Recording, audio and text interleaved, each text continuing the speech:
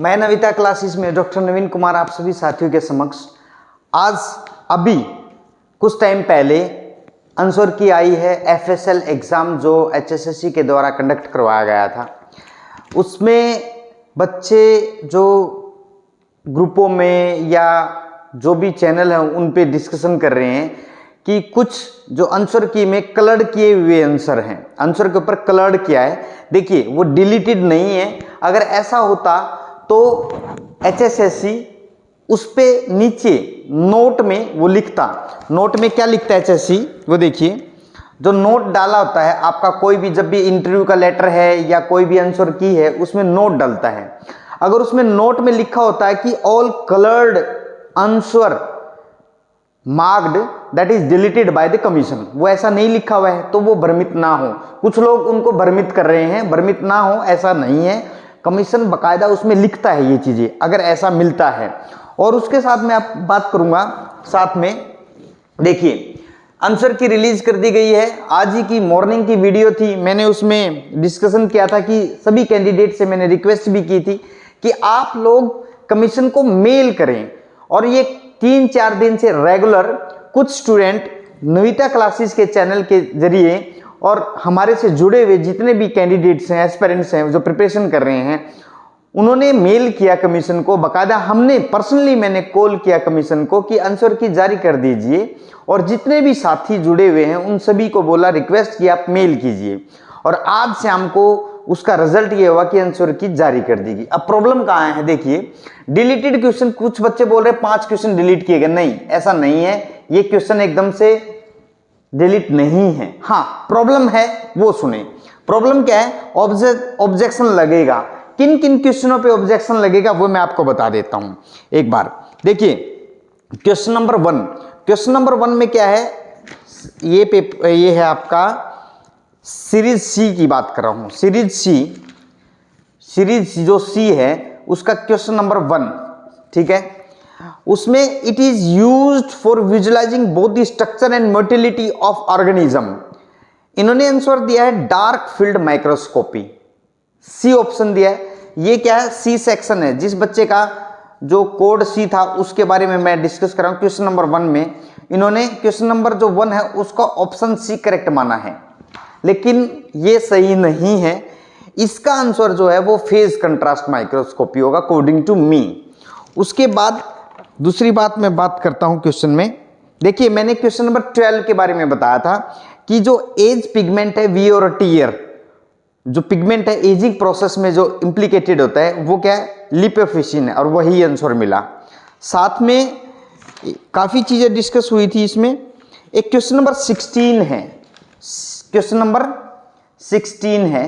उसमें क्या है, उसका आंसर जो है एक रूम है जो फ्लोर वॉल ऐसे वॉल्यूम करके उसने पूछा था। इस क्वेश्चन में दिया गया है कि a hall is 15 metre long 10 metre broad if the sum of the area of the floor, जो सम ऑफ एरिया है फ्लोर का, and ceiling is equal to sum of the area of the 4 wall. तो उसका answer जो है, correct जो answer है वो 900 है, मतलब बी ऑप्शन करेक्ट है। लेकिन यहाँ पे जो ऑप्शन दे रखा है कमीशन ने वो सी दे रखा है, इसलिए आप इस पे ऑब्जेक्शन लगा सकते हैं। ये एकदम से करेक्ट आंसर है 900। मैथ की फैकल्टी से डिस्कशन किया, अच्छे से इसको सॉर्ट आउट किया और इसका आंसर यही आ रहा है 900। 1200 इसका आंसर नहीं है, तो आप इस पे ऑब्जेक्शन लगा सकते हैं। साथ में उसके बाद है एक है क्वेश्चन नंबर 24।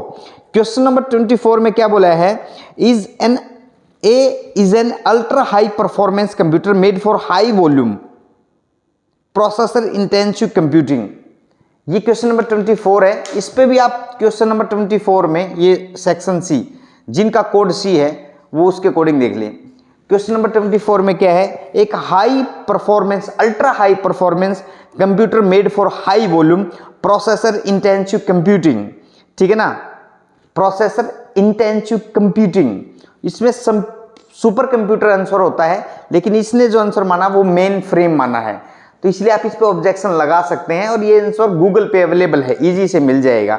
तो बच्चे सभी मिलके आप एक काम करें। इसमें क्या होता है, ऐसा नहीं होता जिस बच्चे ने डाउट लगाया उसी को आंसर मिलेगा या उसी को बेनिफिट जाएगा, ऐसा नहीं होता। अगर एक भी बच्चे ने उस पर डाउट अच्छे से प्रेजेंट किया है, जो बेनिफिट ऑफ डाउट है वो सभी को जाता है, बीओडी, बेनिफिट ऑफ जो डाउट होता है वो सभी को जाता है। तो मेरा मानना है कि एक क्वेश्चन पे आप एक काम कीजिए, 10 या 20 बच्चे इकट्ठे हो जाए, 10 या 20 बच्चे इकट्ठे हो जाए और ऑब्जेक्शन लगाएं। ऑब्जेक्शन कितने क्वेश्चन पे है? मैक्सिमम 5 to 7 क्वेश्चन पे ऑब्जेक्शन है, ज्यादा नहीं है। भ्रमित ना हो, कुछ लोग बोल रहे होंगे इतने गलत आंसर, ऐसा नहीं है। 5 to 7 पे ही क्या है? ऑब्जेक्शन है। 5 to 7 के अकॉर्डिंग आप 10-20 बच्चे इकट्ठे हो जाए और उस पर ऑब्जेक्शन लगाएं, तो इसमें क्या होगा, आपकी जो इकोनॉमिक जो है वो भी ठीक रहेगी और कोई प्रॉब्लम भी नहीं आएगी। अब मैं बात करूंगा किस पे? क्वेश्चन नंबर 24 है, उसका सुपर कंप्यूटर आंसर है। उसके बाद है, देखिए मैंने एक क्वेश्चन बताया था वीडियो में आंसर की, जो मैंने डिस्कस की थी, is the manifestation of genotype actual expressed structural physiological property of organism. Phenotype he answer दिया है कि वो एकदम से करेक्ट है, क्योंकि काफी जो लोग हैं वो भ्रमित कर रहे थे। मैं नाम तो नहीं लूंगा, लेकिन वो मैंने ये भी बोला था इमेच्योर लोग हैं, वो उनको एग्जैक्टली जो नॉलेज है वो नहीं है, वो आंसर कुछ भी दे रहे थे, all of the these genotype phenotype. नहीं, उसने पूछा जीनोटाइप का जो एक्सप्रेशन होता है, आप उसका आंसर फिनोटाइप लगाएंगे और वही आंसर की में दिया, वो एकदम से करेक्ट है। उसके बाद question number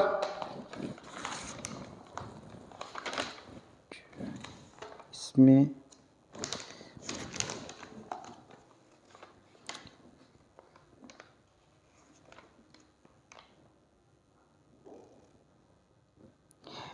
question number 52, question number 52 इसका जो है, which of the following microscopy is needed to visualise the transparent microorganism suspended in fluid, suspended in fluid.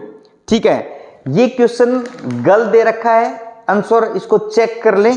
इसका जो आंसर है वो फेज कंट्रास्ट ही है, तो आप इस पे 52 पे भी ऑब्जेक्शन लगा सकते हैं। इसका करेक्ट आंसर ए है, phase contrast microscopy.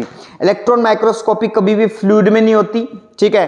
Fluorescent microscopy वो भी कभी फ्लूइड में नहीं होती, फ्लोरेसेंस, ठीक है, उसको ड्राई करना पड़ता है तब जाके वो फ्लोरेसेंट सिग्नल इमिट करेगा। अगर वो ड्राई नहीं किया तो बैकग्राउंड नॉइस आती है, तो इसलिए आप इसका ऑब्जेक्शन लगा सकते हैं और ये मैं 100% गारंटी लेता हूं, इसका ये आपका राइट मिलेगा, फेज कंट्रास्ट माइक्रोस्कोपी इसका आंसर। उसके बाद क्वेश्चन नंबर 60, ये बहुत, इस पे तो लगेगा definitely. Which one of the following is help in intracellular digestion? Intracellular, inter नहीं बोल रखा, इंट्रासेलुलर, वहां पे क्या है, उसका जो आंसर दिया है गोल्गी बॉडी दिया है। क्वेश्चन नंबर 60 पे भी डाउट है भाई, ये लगेगा, ऑब्जेक्शन लगा दें, दिल ठोक के ऑब्जेक्शन लगाएं, पक्का नंबर मिलेंगे इसके, क्योंकि इंट्रासेलुलर की बात की है। इंट्रासेलुलर डाइजेशन क्या होता है, कौन करवाता है? लाइसोसोम करवाता है, लाइसोसोम, ठीक है, ये कोई प्रॉब्लम नहीं है, ये आप चेक कर सकते हैं, क्योंकि सारे के सारे एंजाइम किस में होते हैं? लाइसोसोम में होते हैं। तो इसलिए इसका ऑप्शन इन्होंने गोल्गी बॉडी दे रखा है, गोल्गी बॉडी नहीं होता। आप इस पे दिल ठोक के एकदम से ऑब्जेक्शन लगा सकते हैं, कोई प्रॉब्लम नहीं है। उसके बाद क्वेश्चन नंबर 62 में ये कोड जिसका है, कोड सी है, उसके बारे में, उसके अकॉर्डिंग आप चेक कर लेना। Question number 62, which type of microscope is commonly used to view the internal structure of thin biological specimen like cell and tissue? ठीक है, यहां पे जो आंसर दे रखा है वो एटॉमिक फोर्स माइक्रोस्कोप दे रखा है। एटॉमिक फोर्स, जब सेल और टिश्यू की बात आए तो वहां पे ट्रांसमिशन इलेक्ट्रॉन माइक्रोस्कोपी होती है, टैम होता है, ट्रांसमिशन इलेक्ट्रॉन माइक्रोस्कोपी, तो इसलिए इस पे भी ऑब्जेक्शन लगेगा। क्वेश्चन नंबर 62 पे एटॉमिक फोर्स नहीं होता, एटॉमिक फोर्स पे इन्होंने गलत दिया है, वहां पे टैम होगा, आप इस पे दिल ठोक के आंसर कर सकते हैं इसका। फिर है क्वेश्चन नंबर 64, इस पे भी ऑब्जेक्शन लगेगा। 64 में इन्होंने क्या बोल रखा है, देखिए ये कंक्लूजन ड्रा करना था एक स्टेटमेंट से, और स्टेटमेंट का कंक्लूजन ड्रा का आपके पास कोई रेफरेंस नहीं होता, इसलिए आप उसको बोल सकते हैं कि आप उसमें पूछना क्या चाह रहे हैं। क्वेश्चन क्या था, use of the breath analysis to check if the driver are drunk और not has been stopped by the traffic police to prevent the spread of swine flu to the traffic police. तो ये क्या meaning है, आपने पूछा क्या, आप जानना क्या चाह रहे हैं। फिर आंसर इन्होंने क्या दिया है, the traffic police does not want to infected with swine flu. अरे ऐसे थोड़ी ना होता है, स्वाइन फ्लू को ट्रैफिक पुलिस उसको ना रोके, ड्रंकन ड्राइविंग उसने कर रखी है, ठीक है, ऑफेंस वो कर रखा है ऑलरेडी और आप उसको रोक नहीं रहे हैं, ठीक है, ये कोई तुक थोड़ी ना है। तो इसका आंसर क्या है, drunken driving is a offence. यहाँ पे जो स्टेटमेंट है उसमें दिखा रहे हैं कि drunken driving is a offence, तो इस पे आप भी दिल ठोक के लगा सकते हैं। इसका जो आंसर है वो क्या है, डी है। इन्होंने दे क्या रखा है, सी दे रखा है, तो इसलिए इस पे कोई भी रेफरेंस देने की जरूरत नहीं है, लेकिन उसमें बता सकते हैं कि what you want to ask and what the answer given in the answer key. But आप जानना क्या चाह रहे हैं, वो जानना तो यही है, ड्रंकन ड्राइविंग। स्वाइन फ्लू का कोई मीनिंग ही नहीं है यहाँ पे, तो इसलिए इस पे लगा सकते हैं। उसके बाद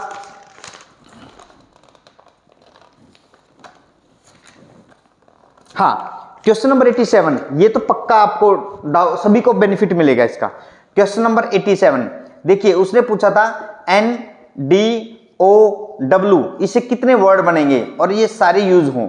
इसे सिर्फ एक ही वर्ड बनेगा, डाउन, ठीक है, ये एक ही वर्ड बनेगा डाउन, इसके अलावा कोई भी वर्ड नहीं बन रहा। ओवन डी, ये बना के देख लीजिए, वोन डी, ये बना के देख लो, डॉन बना के देख लो, ये नहीं बन रहा, नाउ डी, ये बना के देख लो, कुछ नहीं वर्ड बन रहा है इसका। जो आप इन्होंने पूछा वर्ड, और वर्ड भी कैसा, जो मीनिंगफुल हो, 4 लेटर में मीनिंगफुल, तो इन्होंने चारों दे दिए, डाउन, डॉन, वोन, सब कुछ दे दिया। इन्होंने ये नहीं देखा, उन्होंने मीनिंगफुल लिखा है, तो इसका आंसर जो है वो ए ही होगा। एक ही वर्ड बन रहा है, वो डाउन बन रहा है, तो इसलिए इस पर आप ऑब्जेक्शन जरूर लगाएं। ये एफएसएल का एग्जाम है, एफएसएल का 53 पोस्ट के लिए। अब मैं आपके साथ स्कोर पे डिस्कशन करना चाहता हूं थोड़ा। हाँ, स्कोर क्या रहेगा। अब मैंने एक वीडियो जो आंसर की पे बात की थी, वीडियो बनाई थी, उसमें मैंने बताया था कि यहाँ पे वायरस है। कंप्यूटर का क्वेश्चन है ये, the program which are design to replicate attach to other program and perform the unsolicited malicious action, ठीक है ना, वो वायरस ही आंसर मिला उसका। जो भी आंसर हमने डिस्कस किए थे बच्चों के साथ, ऑलमोस्ट वही मिले। उनमें से 1-2 में हेरफेर हुई है, हो सकता है जो कमीशन है उनसे भी गलती हुई है, क्योंकि ह्यूमन बीइंग है फाइनली वो भी, तो आप उनसे करेक्शन के लिए बोल सकते हैं और इन पे ऑब्जेक्शन लगा। Question number 1, question number 16, question number 24, 52, 60, 62 and 64 and 87। 1, 2, 3, 4, 5, 6, 7, 8 question ऐसे हैं जिन पे डेफिनेट आप ऑब्जेक्शन लगा सकते हैं अगर आपके पास रेफरेंस है। इस क्वेश्चन में आपके पास रेफरेंस नहीं है, लेकिन आप उसको ड्रा करके बता सकते हैं। और अब 10 से 15 बच्चे मिल लें, उसमें ऑब्जेक्शन लगाए, सभी को बेनिफिट ऑफ बीओडी मिलता है, बेनिफिट ऑफ डाउट्स। अब मैं बात करूंगा, आज तक मैंने कट ऑफ पे बात नहीं की है, मैं इन चीज़ों पे बिलीव नहीं करता, क्योंकि जिसकी किस्मत में नौकरी होती है उसको मिलती है। ये कट ऑफ में कई बार क्या होता है, जो रियल कैंडिडेट होता है वो हिडन रहता है, और रियल कैंडिडेट होता है वो नहीं बताता, जैसे हम बोले कि साइलेंट तरीके से वो काम करता है। स्कोर की मैं बात करूं, जनरल कैटेगरी में अगर जो 75 और 76 जिसके मार्क्स हैं, ठीक है, 75 और 76 मार्क हैं, भले ही उस कैंडिडेट के 5 मार्क्स मिल रहे हों सोशियो इकोनॉमिक के अकॉर्डिंग, उससे कोई फर्क नहीं पड़ने वाला, तो सेफ है, पोस्ट ठीक है। उसके मैं कर रहा हूं सीनियर साइंटिफिक असिस्टेंट के लिए और साइंटिफिक, क्योंकि इसमें और भी डाउन जाएगी इसमें, ठीक है, इसमें कम रहेगी, क्योंकि बच्चों ने इस पे ज़्यादा फोकस नहीं किया है, इस पे ज़्यादा फोकस किया है। BCA 72 जिसके हैं, मोर देन 72, 67 + 5, मोर देन 72 जिसके हैं, 72 पे नहीं होगा, मैं आपको बता देता हूं, 72 पे नहीं होगा, मोर देन 72 हो सकता है, और अप टू 75, बस 72 to 75 जिसके हैं उसका होगा, डेफिनेट होगा। वो जनरल कैटेगरी में भी फाइट कर रहा है, ये मैं बता देता हूँ आपको। उसके बाद BCB की कम पोस्ट है, 75 से ऊपर जिसके उसका हो जाएगा। SC के 70 to 72 जो हैं वो हो जाएगा, आराम से आएगा इनका। तो ऑलमोस्ट क्या स्कोर यही है, 70, 72, 75, कम नहीं जाएगा। जो लोग आपको बोल रहे हैं कि 65, देखिए 65 किसका जाएगा मैं बता देता हूँ। 60 और 65 किन उनका जाएगा, SA में और SSA में। SSA के बारे में मैं अगर डिस्कस करूं तो SSA में जो जाएगा एक्स सर्विसमैन, ESM, जिन्होंने लैब में एक्सपीरियंस है जिनका, उनका जाएगा 60 to 65। और ये कैंडिडेट जो हैं डेफिनेटली SSA पोस्ट के लिए एलिजिबल कैंडिडेट है, ये इनको आराम से जॉब मिलेगी, कोई प्रॉब्लम नहीं। 60 to 65 अगर इनके हैं, इनको जॉब मिलेगी, ये ध्यान रख लेना, क्योंकि इनके पास क्या एक्सपीरियंस है, मिलिट्री में है या कहीं और है, तो डेफिनेटली एसएसए में या एसए में उनका सिलेक्शन होगा, इनको कोई रोकने का नहीं। 60 to 65 इनकी कट ऑफ जाएगी, और के बारे में ज़्यादा मुझे पता नहीं है और ज़्यादा मैं कट ऑफ पे डिस्कशन भी नहीं करता। इसी के साथ मैं आप सभी साथियों का धन्यवाद करता हूँ। अगर आप चैनल पे नए हैं, चैनल को लाइक शेयर सब्सक्राइब करना ना भूलें और कमेंट सेक्शन में ज़रूर बताइए आपका स्कोर क्या है, उससे एक आइडिया आएगा और जो भी आपकी कैटेगरी है उसका भी डिस्कशन करें। चैनल को लाइक शेयर सब्सक्राइब जरूर करें। Thank you all.